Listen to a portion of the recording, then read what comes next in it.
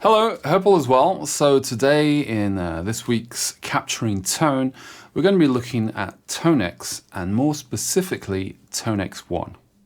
So the idea behind me buying this, well, it was twofold actually. So for the One, I really wanted to check out the Tonex capture process. Admittedly, I could do that without a Tonex pedal, but I really wanted something like this so that I could go ampless from, say, a small pedal board with pedals, and also as a backup in case anything happens to my main board, with my FM3 with the band Droga. I have something else with me that I can also just plug into and then go straight to desk.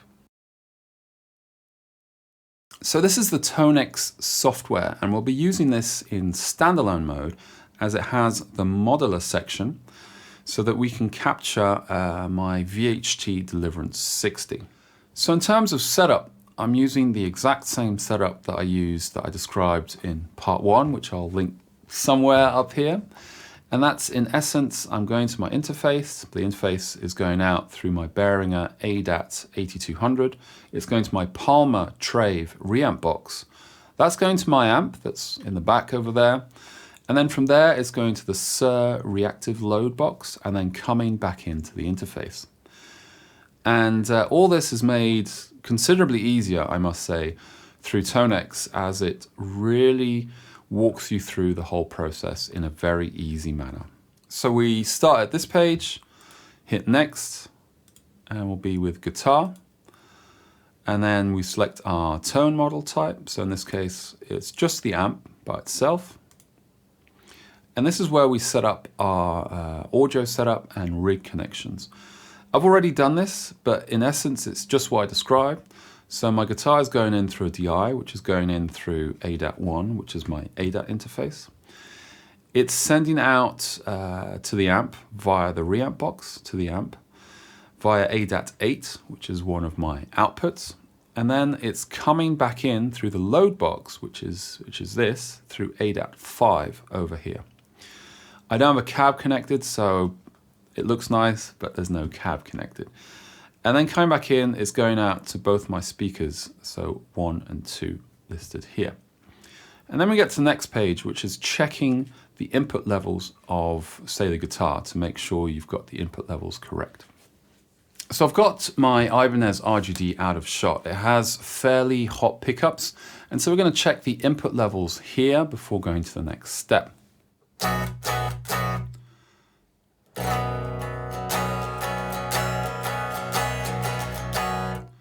So the input level here doesn't react very quick, but checking my input levels, I'm hitting peaks at like -3 when I really hit hard. And when I'm strumming, I'm pretty much in the correct level. As it doesn't respond or seem to respond very quick, you know, I'm not going to tweak it further than that, but I'm definitely not clipping and I'm in the green, as it were. So go to our next step, which is checking the send level to the amp and coming back in. And this part sounds horrible because there's no cab sim. So I can only listen to it and see that the levels I'm sending out and coming back are approximately the same. So here it's just to check that we're getting a sufficient level coming back in from the amp. And then on the next page, we'll actually start the capture process itself. I'm going to turn down the monitoring because I don't need to hear it, and I'll let it run in the background and we'll see how long it takes.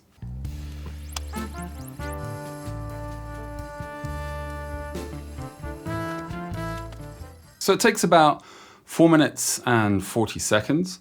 I found it quite interesting that it's not just like bleeps and blops, as it were, but it's actual riffs that they're using to sort of capture the signal and to profile it. And it's a bit different compared to, say, I think on the NAMM training file. I didn't listen to the whole thing, obviously, but it has a bit more, it seems a bit more scientific. I don't know if that's the right word. And this is a bit more real world, kind of plane-like. So it's quite interesting to hear the different styles of capturing the amps, or at least the signal. So now we go to the next window, and this is the accuracy level. So a bit like with NAMM, where you can set the amount of epochs that you're going to be training, This is kind of similar. So you have three options. So fast, which is fast, obviously. Default, which is, you know, medium length training time. I mean, it says it there itself. And then advanced, which is best for high gain and fuzz style tones. But it will take longer to do. I'll also time this to see how long it takes, and I'll be using this to compare to the 700 epochs profiles that I made the other week that you can check out here as well, to compare both of those together. So we'll hit next, and then we'll start the advanced training.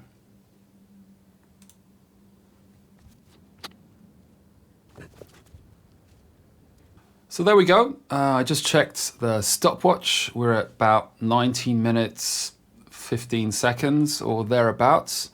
I'll put the specs of my PC up on screen as well, so you have some idea on the length of time it might take for you to train a model in high accuracy.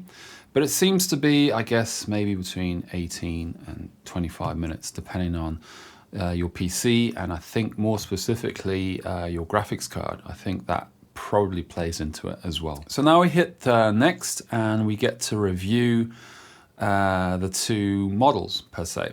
So we check the connections again, that as stated before. And on this page, we can compare the real rig to the tone model. And you can either play guitar and compare both, or there's a very handy play feature here where it's playing different riffs, and then you can just hit play and then check between the two. The thing here though is that we'll be listening to a cabless rig here, as it's just the amp going to a load box, and on the tone model it's the same thing. So I'll spare you that, so you won't have to listen to that, but I'll have a quick listen to both to see how they sound. And then here we're going to set up the amount of gain going into the tone model so they're about the same.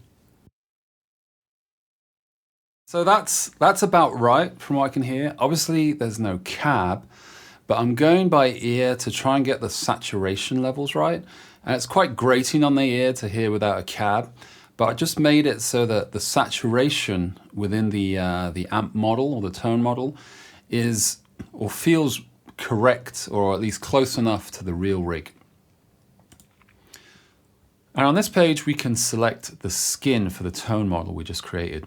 So there's a few options here, and it sort of runs the gamut between, say, combo amps and other high gain amps and different amps that you might have seen out there. Everything from, say, Marshall, Engel, Orange, Fender, 5153, Dumble style amps, and so on. As the VHT kind of looks like this, I'll be going for this one. And then on this screen, we can put in all the different relevant information for our tone model. So there we go. I've put in the various bits of information, and then we save it. And there it is within our Tonex app. So to play through this, obviously I have no cab here. So if I add in cab here, we can then listen to it. I'll just switch over to my DAW now so that we can listen to the profile I just made, and also make comparisons with the NAM capture that I made as well. So here we are in the DAW, and we're using Reaper with Pauly theme. This gets asked a lot. And this is the Tonex plugin within that. And the way I've set this up is that I've got a simple gate at the start, just so that you don't hear that, which is noise. And then I've got the Tonex plugin. I haven't loaded the cab within Tonex, as I'll be comparing it to the neural amp model that I shot the other week. So I've got a separate cab loader here, which is Cabinetron, and we're using the ML SoundLab Damon 60 IR, which has become sort of one of my favorites at the moment.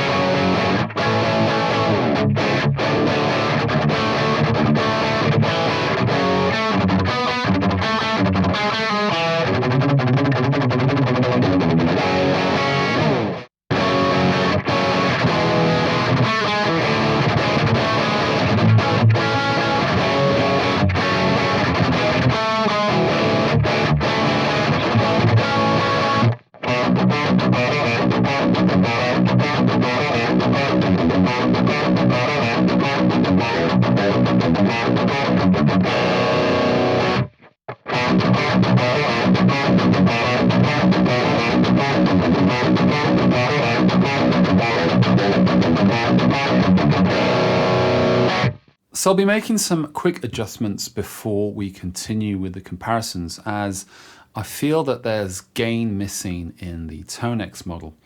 And the reason for this, I think at least, is due to the setup. So the thing with NAM, or the capture that I made the other week, is that I have specific control, like scientific almost levels of control, using my DAW to send out a reamp signal and then record it afterwards.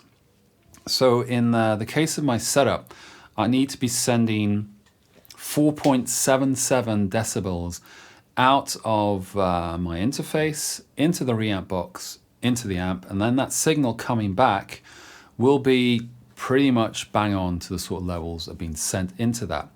And I think this is the discrepancy that I'm hearing, at least in terms of the gain level, between the tone model that I just made now on Tonex and the one I made before using Neural Amp Modeler. So I'll fix this up in terms of gain to get them feeling right, and then we'll do a better kind of head-to-head between the two.